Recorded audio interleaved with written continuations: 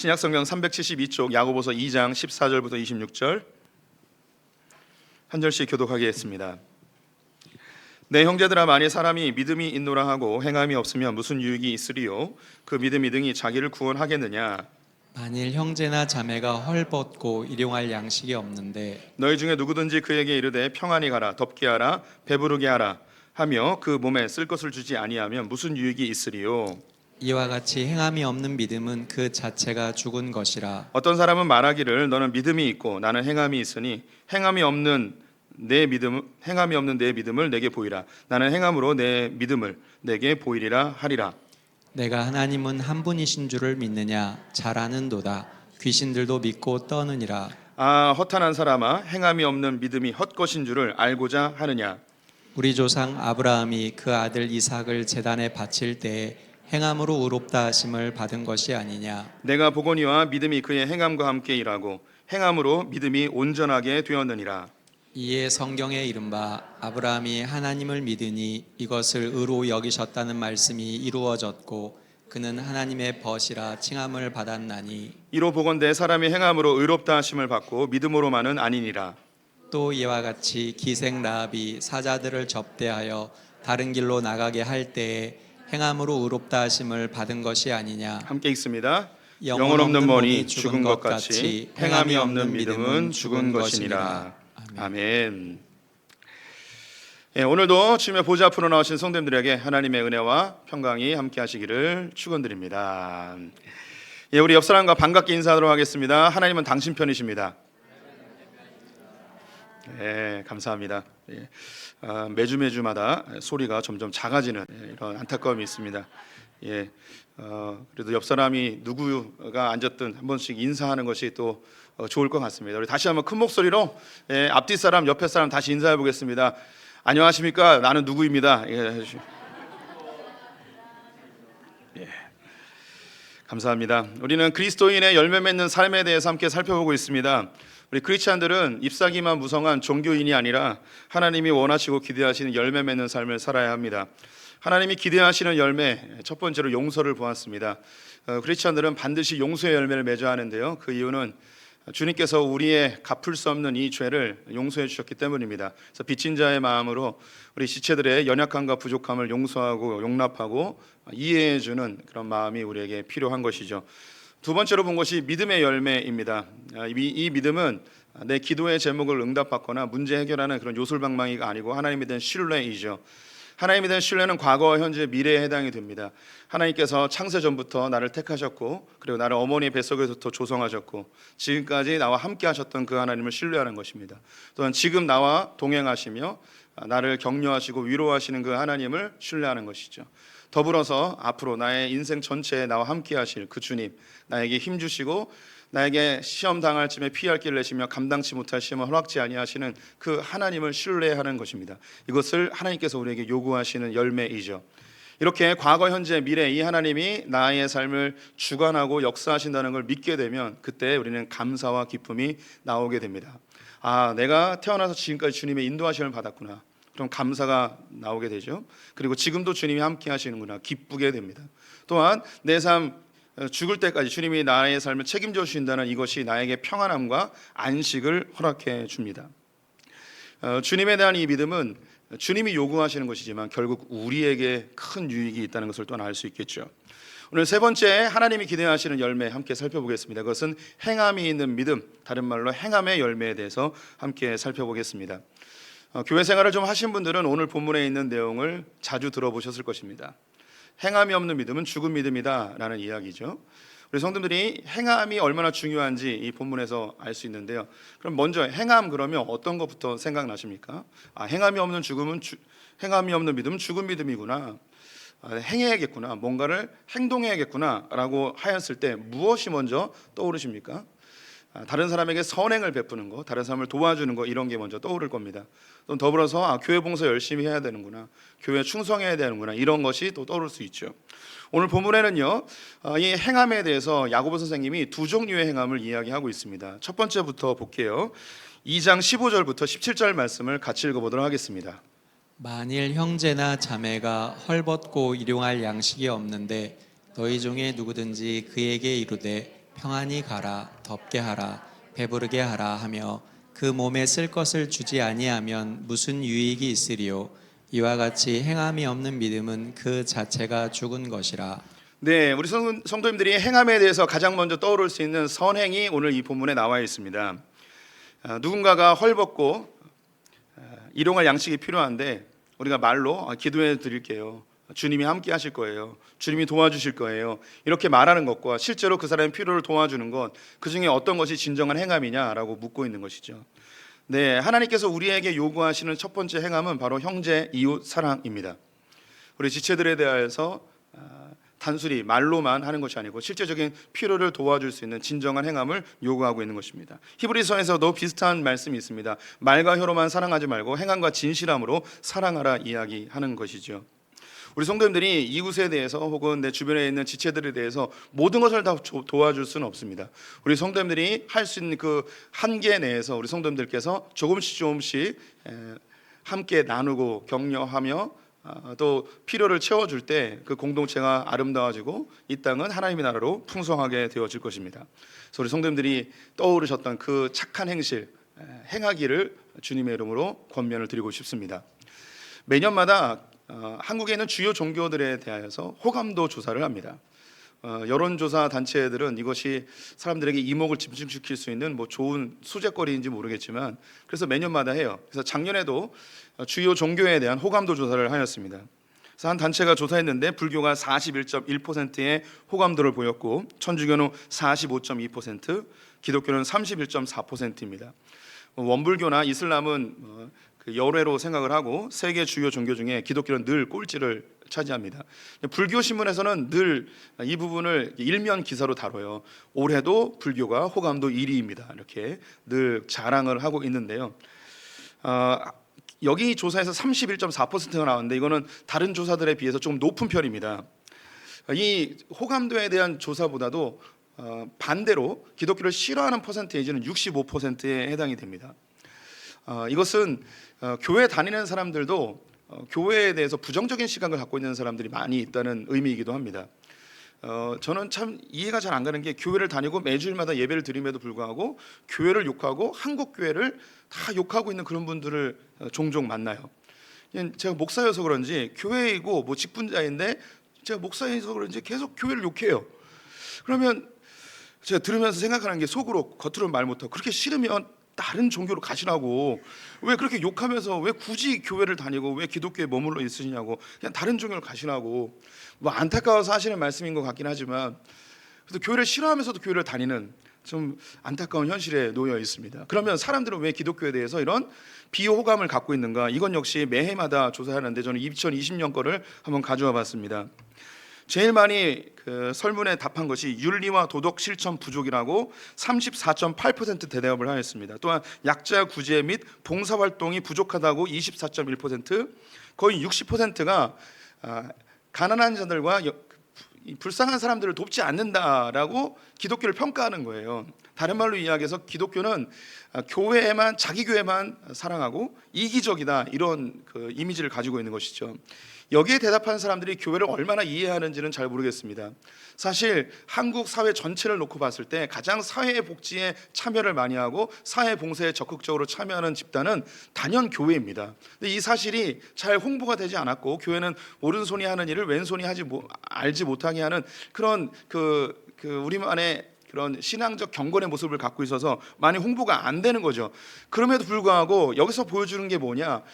이 사회는요, 우리가 어떤 믿음을 갖고 있는지, 우리가 어떤 신학적 교리를 갖고 있는지, 우리가 믿는 하나님이 얼마나 위대하신지, 우리가 얼마나 견고한 믿음을 갖고 있는지 여기에 대해서는 아무 관심이 없다는 거예요. 이 세상 사람들은 우리가 믿고 있는 것에 대해서 전혀 관심이 없습니다. 그들이 관심 있는 것은 우리가 어떻게 행하고 있는가를 관심 갖고 있는 것이죠. 그들이 교회를 평가할 때, 우리 성도들을 평가할 때 내가 어떤 믿음을 갖고 있느냐를 평가하는 것이 아니고 내가 어떤 행동을 하는가를 평가하고 있다는 것입니다. 그래서 이 행함은 굉장히 중요합니다. 베드로전서 2장 12절 말씀을 같이 읽어보도록 하겠습니다. 너희가 이방인 중에서 행실을 선하게 가져 너희를 악행한다고 비방하는 자들로 하여금 너희 선한 일을 보고 오시는 날에 하나님께 영광을 돌리게 하려 함이라. 성경에는 우리의 선한 행실로 하나님께 영광을 돌릴 뿐만 아니라 믿지 않는 사람들에게 하나님을 드러내도록 하라고 요구하고 있습니다. 오늘 베드로전서 2장 12절에서도 우리의 선한 행실로 우리를 비난하는 사람들을 부끄럽게 하고 하나님께 영광 돌리라고 이야기하고 있죠. 세상 사람들은 우리의 믿음을 보지 않고 우리의 행함을 봅니다. 그래서 우리 성도님들이 이웃사랑, 형제사랑을 실천하는 분들 되셨으면 좋겠습니다. 우리는 완벽하지 않습니다. 예수님처럼 우리 목숨까지 내어줄 만큼 그렇게 믿음이 대단한 사람들도 아닙니다. 하지만 우리가 할 수 있는 한, 우리가 할 수 있는 것들 그냥 단지 말로만 하지 말고 그냥 마음으로만 동참하지 말고 실제로 할 수 있는 것들을 도울 수 있는 우리 행함이 있는 우리 성도님들 되시기를 주님의 이름으로 축원드립니다. 근데 성경에서 행함이 없는 믿음은 죽은 믿음이다 라고 할 때 이 행함이 단지 선행을 하고 어려운 사람들 도와주는 이 정도로 그치지는 않습니다. 더 높은 차원의 행함을 주님이 요구하시는데요, 오늘 야고보 선생님은 두 명의 예를 들고 있습니다. 보다 차원이 높은 진정한 행함, 그 예는 아브라함과 라합입니다. 아브라함은 창세기 22장에서 하나님께 명령을 받는데요, 그의 사랑하는 독자 이삭을 모리아산으로 데려가 번제로 드리라는 것이었습니다. 이것은 하나님이 아브라함에 대한 믿음의 테스트였습니다. 22장 바로 앞에 21장에서 아브라함이 그랄 땅에 있는 아비멜렉이라는 왕과 언약을 맺게 됩니다. 그걸 깊이 말씀드리기는 어렵지만 그 언약은 하나님이 허락하신 것이 아니었고, 그는 자기의 재산과 그의 사랑하는 아들을 보호하기 위해서 이방인과 언약을 맺게 되었습니다. 그로 인하여서 하나님은 이 아브라함이 이삭을 키움에 있어서 하나님을 의지하는지 인간적인 방편으로 키우는지 테스트해 볼 필요가 있었습니다. 그래서 번제로 드리라고 한 것이죠. 밤새 고민을 합니다. 그리고 아침 일찍 일어나 두 명의 종과 함께 아들을 데리고 모리아산으로 가게 됩니다. 아브라함은 수없이 많은 번제를 드렸습니다. 번제는 어떻게 드리는 거냐면요, 먼저 제물의 목을 땁니다. 그래서 죽이죠. 그리고 손목 2개와 발목 2개를 자릅니다. 그리고 배를 가르고 내장을 다 꺼냅니다. 그리고 머리에서부터 발끝까지 껍데기를 쫙 벗겨버립니다. 그리고 이것을 불로 태워서 완전히 태우는 것이 번제의 예배 방식입니다.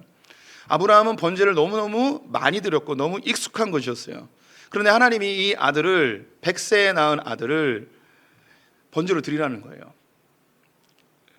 실제로 이 아브라함은 모리아산으로 아들을 데려가 끈으로 그를 결박하여 돌 제단 위에 올려놓고 칼을 집어듭니다. 그리고 그의 목을 향해 내려 찍으려는 순간 아브라함아 아브라함아, 하나님이 급히 그의 이름을 부르시며 막으셨습니다.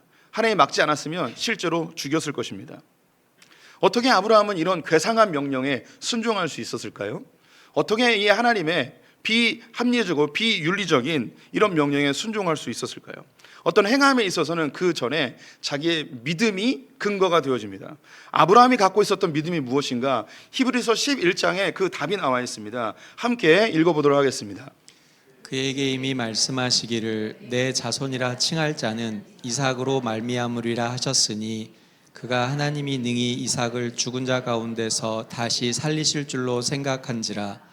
비유컨대 그를 죽은 자 가운데서 도로 받은 것이니라. 아브라함은 75세 때에 가나안 땅에 오게 되었습니다. 그가 하나님 앞에 약속받은 것은 큰 민족을 이루고 가나안 땅을 선물로 받을 것이라는 것입니다. 하늘의 별처럼 바다의 모래알처럼 큰 민족을 이룰 것이라는 것이었죠. 그런데 날이 지나도 아기가 생기지 않았어요. 그래서 그가 데리고 왔던 조카 롯을 자기의 아들로 삼고자 했지만 하나님이 거절하십니다. 또한 조급한 마음에 그의 여종 하갈과 결혼하여서 아이를 낳았습니다. 이스마엘이라는 아들입니다.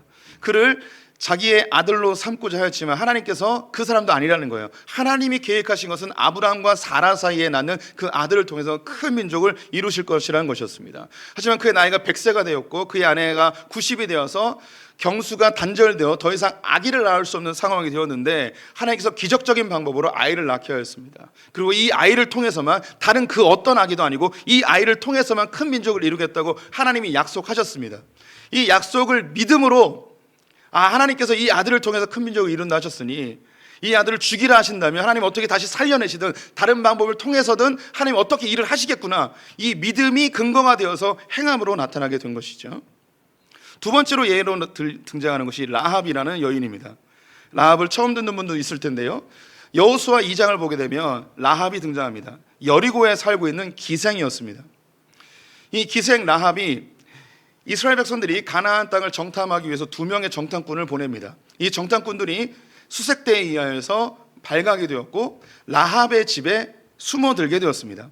근데 이 라합이 수색대에게 거짓말을 하고 이 정탐꾼 2명을 살리죠. 이것은 엄청난 행동입니다. 자기가 나서 자랐던 이 여리고, 우리로 이야기하면 자기 나라를 배신하는 거예요. 그리고 이것이 발각되어지면 자기의 목숨까지도 사라져버릴 위협 상황에서 이 정탐꾼 2명을 살립니다. 엄청난 대가를 지불하고 행동을 결단한 것이죠. 그렇다면 이런 행동이 나오기까지는 그가 어떤 믿음이 있었을 거예요. 어떤 믿음이었는가? 여호수아 2장 11절 말씀 같이 읽어보도록 하겠습니다. 우리가 듣자 곧 마음이 녹았고 너희로 말미암아 사람이 정신을 잃었나니 너희의 하나님 여호와는 위로는 하늘에서도 아래로는 땅에서도 하나님이시니라. 라합이 이스라엘에 대한 이야기를 듣고 있었어요. 이스라엘에 대한 소문이 퍼지고 있었던 것이죠. 그 당시는 한 민족에게 한 신이 있다고 생각을 했습니다. 그들이 믿고 있는 하나님, 이 하나님의 소식을 들어보니까 다른 신들과는 완전히 다른 거예요. 하늘에 있는 신들이나 땅에 있는 신들이나 옛날 표현으로는 상천하지에 하나님 같은 분이 계시지 않는다는 거죠. 당시 최고의 강대국은 애굽이었습니다. 애굽에서 하나님께서 이스라엘 백성들을 끄집어내신 거예요. 있을 수 없는 일이 벌어진 것이죠. 또한 광야에서 40년을 세월을 보냅니다. 우리 성도님들 광야를 경험해보지 못하셨을 텐데요, 먹을 것도 없을 뿐만 아니라 마실 것도 없었고 뜨거운 태양볕에 그들은 타 죽을 수밖에 없으며 한밤중에는 기온이 너무 떨어져서 그들은 얼어 죽게 되어 있습니다. 근데 그곳에서 200만 명이 넘는 이스라엘 백성들이 40년을 산 거예요. 있을 수 없는 일이 벌어진 거죠. 또한 가나안 땅을 들어오기 위하여서 요단 동편에 있는 족속들과 전쟁을 하였는데 아모리 족속과 전쟁에서 승리를 하게 됩니다. 그들은 군사훈련을 한 번도 받아본 적이 없었어요. 400년 동안 그들은 종살이를 하야 되는데 어찌 싸움을 할 수 있겠습니까? 또한 그들에게 무기조차 별로 변변한 것이 없었습니다. 그런데 이겼어요. 이 하나님에 대한 소식을 계속 들으면서 이 하나님은 다르구나. 수많은 이방의 신들과는 완전히 다르구나. 하나님에 대한 자그마한 믿음이 이 두 정탐꾼을 살립니다. 그리고 정탐꾼을 보내면서 하나님께서 이 여리고성을 멸망시킬 것을 저는 알고 있습니다. 그리고 이 땅을 당신들에게 줄 것을 알고 있습니다. 그때에 여리고성에서 나를 구원해 주십시오. 라합은 구원을 받았고 이후에 예수님의 족보에 오르게 되어지죠. 야고보 선생님은 2명의 예를 들었습니다. 아브라함과 라합. 이들은 어떤 행동을 했습니다. 그 당시로 이야기하면 굉장히 괴상하고 지금도 이해되지 않는, 자기 목숨까지 내어주어야 되는, 가장 사랑하는 100세에 낳은 아들을 내어주어야 되는 회개망측한 명령임에도 불구하고 순종하고 그대로 행하죠. 그 이유는 뭐냐면 믿음이 있었기 때문이에요. 믿음은 반드시 행함으로 나타나게 되어 있습니다. 내가 무엇을 믿느냐에 의해서 행함이 나타나게 되어 있습니다. 우리 성도님들께서 이 믿음이라는 단어가 종교적으로 들리긴 하지만 우리 기독교에서만 쓰지 않는 타 종교에도 믿음을 씁니다. 그리고 비종교인들도 믿음이라는 단어를 쓰죠. 그리고 우리는 매우 이기적이기 때문에요, 무엇을 선택하고 결정할 때에 반드시 나에게 이익이 되거나 행복한 것을 결정하게 되어 있지 내게 손해가 되는 건 잘 결정하지 않아요. 그러면 내게 무엇이 이득이 되고 무엇이 행복할 것인지 잘 살펴보아서 믿음직스러운 것을 결정하게 되어 있어요. 신뢰할 만한 것을 결정하게 되어 있습니다. 그래서 모든 사람들은요, 믿음을 기반으로 선택합니다. 이게 믿을 만한지 아닌지 이걸 잘 모를 때는 믿기로 결정하고 선택합니다. 사람은 무엇인가 행동할 때 반드시 그 전에 어떤 믿음이 있어요. 믿음을 기반으로 선택한다고 하죠. 우리 성도님들 종종 하는 이야기가 뭐냐면, 나 너 믿고 가는 거야. 나 너 믿고 투자하는 거야. 난 네 말만 믿고 간다 하면서 믿음을 근거로 무엇인가 결정하게 되죠. 제가 얼마 전에 사택을 이사했습니다. 하깃동에 16년 살다가 이제 논현동 주민이 되었습니다. 교회 바로 앞에 있는 신일 해피트리라는 아파트에 들어오게 되었습니다. 참 좋은 아파트더군요. 제가 이렇게 좋은 아파트에 처음 살아봤습니다. 풍리마위원에 비하면 정말 궁궐 같은 곳이었습니다. 근데 여기 정말 좋은 아파트인데 제가 알게 된 게 뭐냐면요, 다른 주변에 있는 아파트들보다 시세가 굉장히 낮다는 거예요. 굉장히 낮은 건 아니고 몇 천만 원 또는 1억 정도가 낮은 거예요. 왜 이렇게 이 아파트는 평수도 넓고 좋은 아파트인데 왜 가격이 싼가? 그 이유는 뭐냐면 유명 브랜드가 아니에요. 뭐 삼성이나 뭐 현대나 뭐 이런 LG나 이런 게 아닌 거예요. 그래서 사람들에게 잘 알려지지 않은 브랜드이기 때문에 사람들에게 신뢰도가 떨어진 거예요. 그래서 가격도 떨어져요. 우리 성도님들이 아파트를 선택하거나 뭐 물건을 살 때나 가전제품을 살 때 다른 거 사지 않고 조금 더 신뢰되어지는 믿음직스러운 것을 결정하게 되어지죠. 사람은 무엇인가 선택할 때 반드시 믿음을 근거로 선택하고 결정하게 되어 있어요. 우리 흔히 하는 이야기, 그래도 메이커가 낫지 라는 말을 하는 거죠. 반대로 무엇인가 결정하기 굉장히 어려운, 내가 정보가 별로 없어요. 그럼 그때는 어떻게 하냐? 믿기로 결정하고 선택합니다. 이 종목이 오를 줄 믿고 선택하는 거예요. 이 종목이 오를지 떨어질지 몰라요. 어떻게 될지 몰라요. 근데 우리는 믿어요. 오를 줄 믿고 선택을 하는 거예요. 이 번호가 이번 주 토요일 8시에 맞을지 틀릴지 몰라요. 그런데 이 번호는 맞을 줄 믿고 선택을 하는 거죠. 우리의 삶은요, 반드시 믿음을 기반으로 선택하고 결정하게 되어 있습니다. 이 행함이 없는 믿음, 이것이 우리 기독교에만 적용되는 게 아니고 모든 사람들이 무엇인가를 믿음이 반드시 행함으로 나타나게 되어 있어요. 우리 성도님들, 행함이 없는 믿음은 죽은 믿음이다 라고 이 이야기를 들었을 때 어디에 방점이 찍혀 있는 것 같습니까? 행함에 방점이 찍혀 있습니까? 믿음에 방점이 찍혀 있습니까? 믿음이에요. 믿음. 결국 믿음이에요. 내가 어떻게 믿고 있느냐가 행함으로 나타나는 거죠. 반대 이야기로 내가 무엇을 행하고 있느냐가 내가 무엇을 믿고 있느냐예요. 내가 무엇을 행동하고 있는가가 내가 진짜 믿고 있는 게 증거라는 거죠. 사람은요, 자기가 믿고 있는 대로 행하게 되어 있어요. 우리 성도님들은 무엇을 믿고 사십니까? 나를 행복하게 해주고 나의 미래를 보장할 것이 무엇이라고 믿고 계십니까? 사람들은 그 믿는 것에 내 열정과 에너지와 시간과 정열을 쏟아냈습니다. 많은 사람들이 내 삶을 행복하게 해주고 내 미래를 보장해 줄 것이라고 믿는 것, 물질 세계에 살고 있기 때문에 단연 돈입니다. 이 돈만 있으면 나는 행복해질 것이고 미래가 보장될 것이라는 믿음이 있어요. 이 믿음이 어떤 어려움도 뚫고 나가게 합니다. 어떤 힘듦도 다 이겨내게 합니다. 이 돈을 벌기 위해서는 자존심이고 뭐고 다 쓸모없습니다. 이 돈이 있으면 내가 행복하고 미래가 보장된다고 생각하기 때문에 이걸 뚫고 나가는 것이죠. 우리 성도님들에게 2박 3일 72시간 동안 잠을 한숨도 안 자고 열심히 일을 하면 1억을 주겠다라고 하면 잠을 주무시겠습니까? 안 주무시겠습니까? 1억 정도는 껌값이라서 전혀 요동감이 없네요.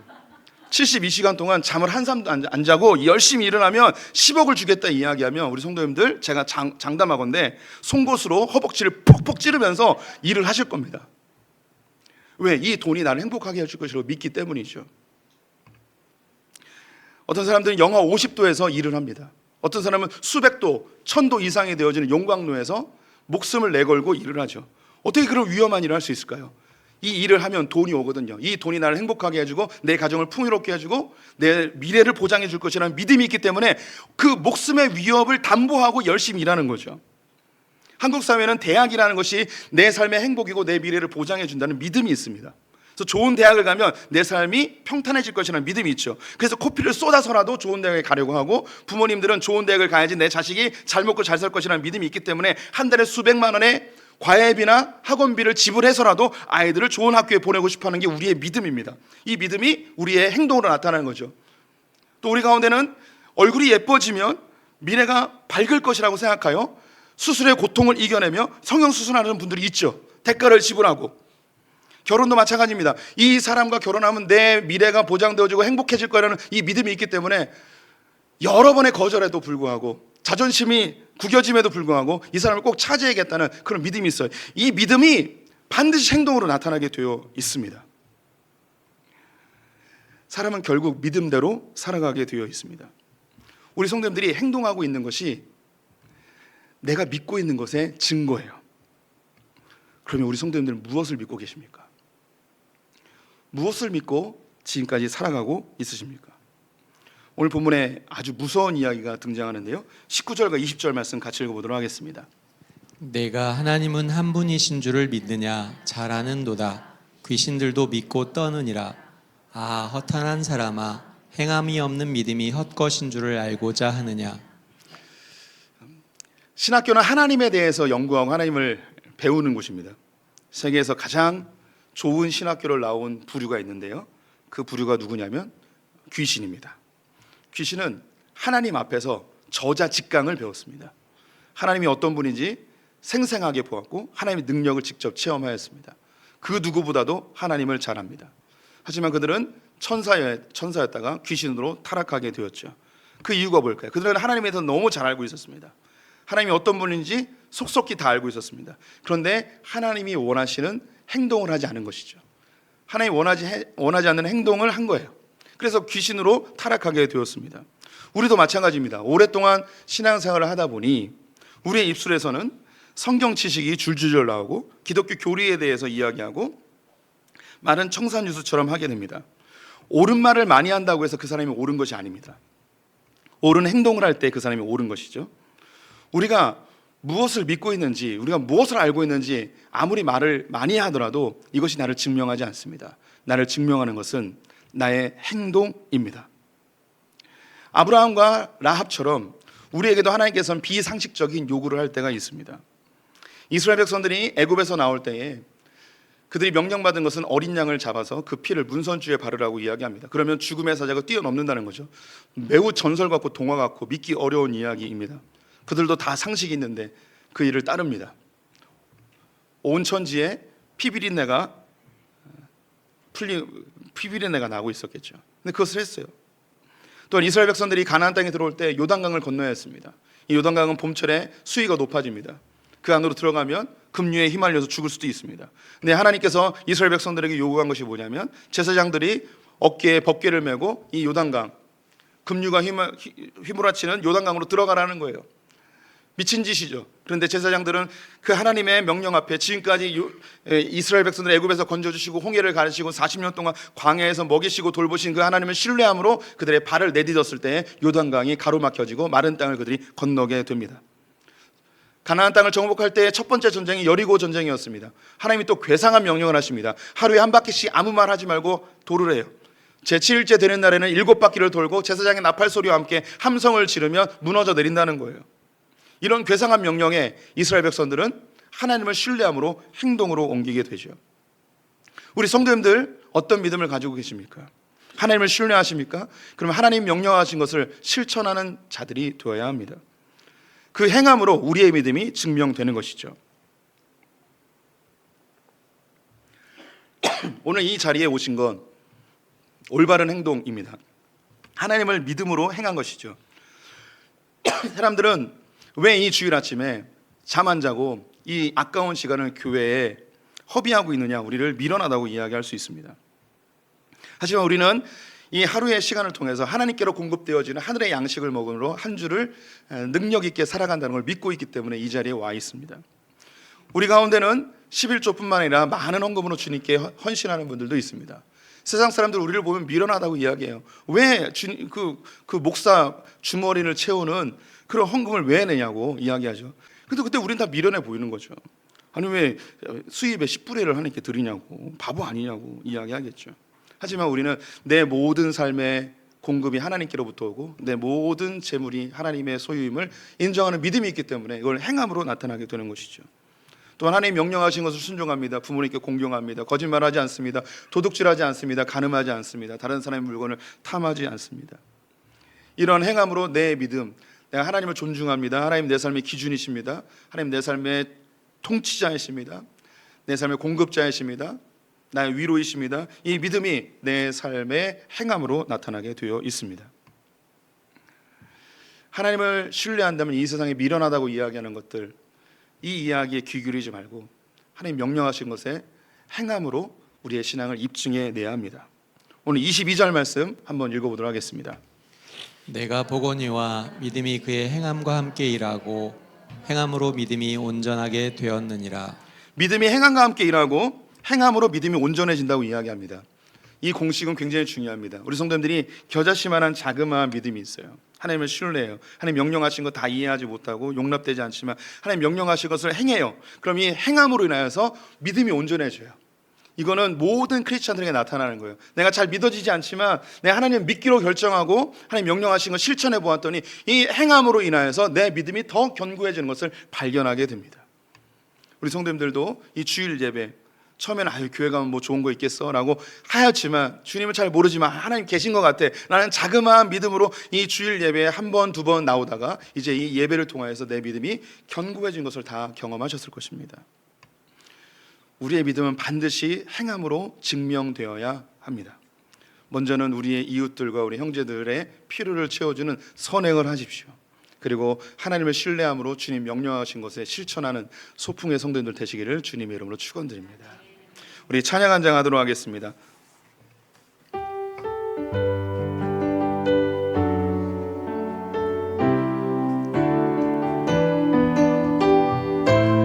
나 주님의 기쁨 되기 원하네. 함께 찬양드립니다. 나 주님의 기쁨 되기 원하네. 내 마음을 새롭게 하소서. 새 부대가 되게 하여 주사. 주님의 빛 비추게 하소서. 겸손히 내 마음 드립니다. 겸손히 내 마음 드립니다. 나의 모든 것 받으소서. 나의 마음 깨끗게 씻어주사. 주의 길로 행하게 하소서. 내가 원하는 한 가지 주님의 기쁨이 되는 것. 내가 원하는 한 가지 주님의 기쁨이 되는 것. 내가 원하는